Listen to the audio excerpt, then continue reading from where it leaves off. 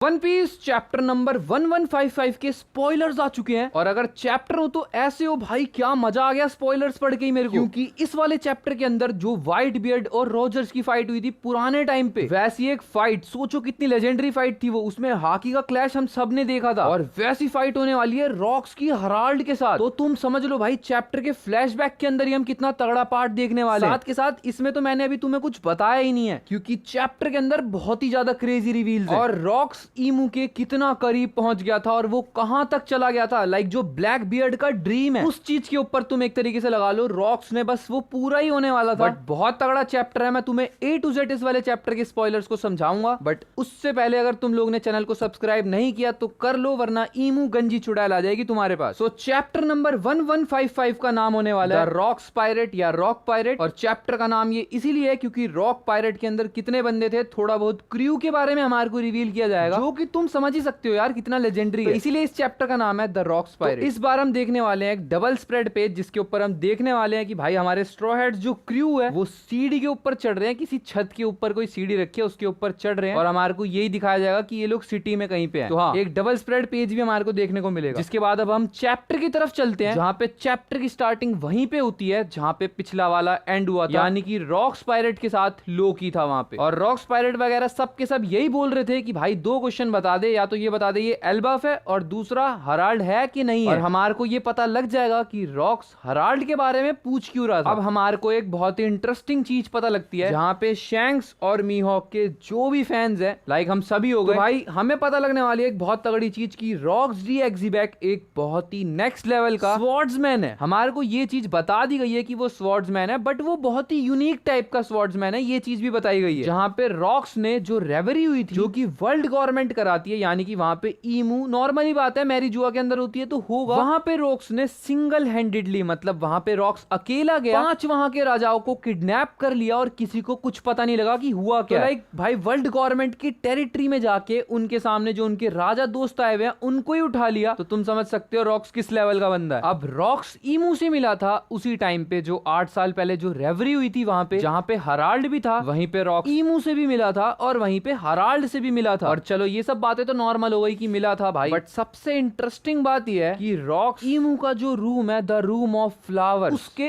अंदर तक पहुंच चुका है। तो तुम सोच लो भाई, एक ऐसी जगह, वो गद्दी जहां पे सब बैठना चाहते हैं, वहां पे रॉक्स पहुंच चुका है और रॉक्स ईमू को धमकी दे के आया, वो वहां पे वापस दोबारा आएगा। लाइक तुम समझ रहे हो भाई। और रॉक्स ईमू को ये बोल क्या है, वो डेवी जोन्स का बहुत ही बड़ा फैन है। अब जिनको नहीं पता मैं बता देता हूँ डेवी जोन्स कौन है, जो भूल गए होंगे, काफी सारे लोग भूल जाते हैं। बट जो मेरे को सबसे तगड़ी और सबसे धांसू बात लगी कि ये बंदा रॉक्स ईमू के सामने जाके बोल रहा है मैं वापस आऊंगा, ध्यान रखियो। और ईमू का भाई मतलब लाइक ईमू कुछ नहीं कर पाया इसका। वाह भाई, रॉक्स दी एक्जीबैक माना भाई, ओडा सेंसे ने जिस कैरेक्टर को छुपा के रखा था दम है उसके अंदर। अब डेवी जोन्स कौन है, एक बार रॉबिन ने हमारे को बताया था, जब चॉपर ने पूछा कि डेवी जोन्स है कौन, तो यहाँ पे हमारे को रॉबिन बताती है कि डेवी जोन्स एक ऐसा पायरेट है जो कि समुद्र के अंदर रहता है, और जो भी समुद्र के ऊपर चल रहा होता है, अगर उसको कुछ भी चीज पसंद आ गई, तो मान लो कोई भी ट्रेजर, कोई भी शिप जो भी समुद्र के ऊपर चल रहा है उसको पसंद में आ गया, तो वो सब का सब डुबा देता था। और यहाँ पे रॉक्स बोल रहा है कि वो उसी का फैन है और वो ये ईमू को बता के आया। जब रॉक्स ईमू से मिला, क्योंकि वो द रूम ऑफ फ्लावर्स के अंदर पहुंच चुका था, तो वहां पे ईमू के साथ में उस टाइम पे गन को भी प्रेजेंट, और हमारे को ये दिखाया जाता है कि गन को एक ऐसी सर्वेंट है जो कि ईमू के साथ डायरेक्टली कांटेक्ट के अंदर रहती है। ये बहुत ज्यादा इंपॉर्टेंट है क्योंकि ईमू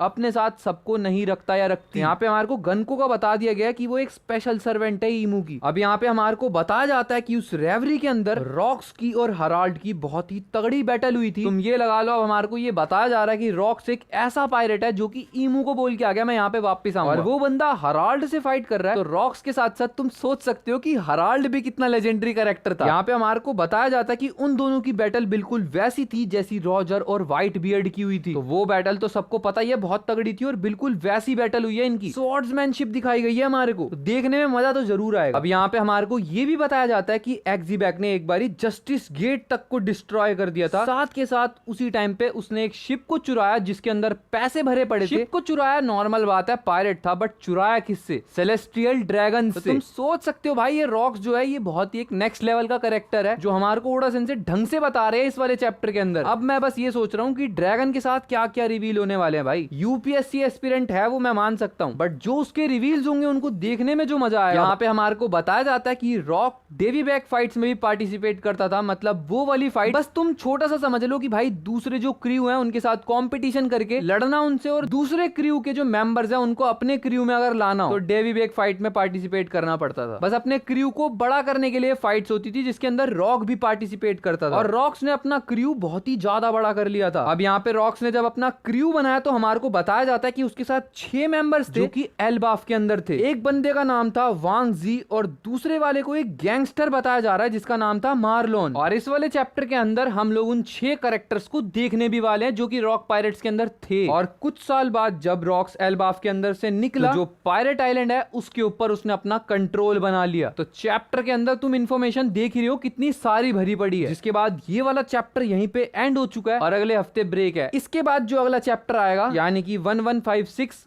उसके बाद भी ब्रेक है, तो मतलब एक चैप्टर ब्रेक ऐसा चलेगा। 5 किंग्स को उनकी रेवरी के अंदर से किडनैप कर लेना, वर्ल्ड गवर्नमेंट के ऊपर वॉर डिक्लेयर कर देना, ईमू से मिलना और उसको बोलना कि भाई वो वापस जरूर आएगा, हराल्ड से फाइट करना, एक एडमिरल को मार देना और जो जस्टिस गेट है उसको डिस्ट्रॉय करके पैसे से भरी हुई शिप को चुरा लेना, वो भी सेलेस्टियल ड्रैगन्स की। और ये सारा का सारा कांड करा है एक बंदे ने। तो तुम समझ सकते हो क्या पायरेट दिखाया गया हमारे को इस वाले चैप्टर के अंदर। और क्योंकि एक्सीबैक एक स्वॉर्ड्समैन है भाई तो उसको हाइप अप करना तो बनता है, ये तो बहुत ज्यादा ही नॉर्मल है। अब बहुत सारे लोग शैंक्स को और मीहोक को रॉक से कंपेयर करेंगे, बट इनका कंपैरिजन बनता नहीं है सही मायने में बताया जाए तो, क्योंकि रॉक्स जो है रॉक्स को हराया गया अपने वन पीस विकिपीडिया के हिसाब से 38 ईयर्स अगो, और मीहोक उस टाइम पे सिर्फ 5 साल का था और शैंक्स 1 साल का। तो जनरेशनल गैप है तो इसका कंपैरिजन बनता नहीं है भाई। और इस वाले चैप्टर ने मिस्ट्रीज बहुत ही ज्यादा खोल दिया अपने साथ, तो मैं सारी की सारी तुम्हें स्पॉयलर्स में तो नहीं बता सकता, बट इस वाली वीडियो को यहीं पे एंड करते हैं। आई होप तुम लोग को ये वीडियो पसंद आई होगी। वीडियो पसंद आई हो लाइक कर देना, चैनल पे नए हो सब्सक्राइब कर देना। मिलते हैं नेक्स्ट वीडियो में, तब तक के लिए बाय बाय।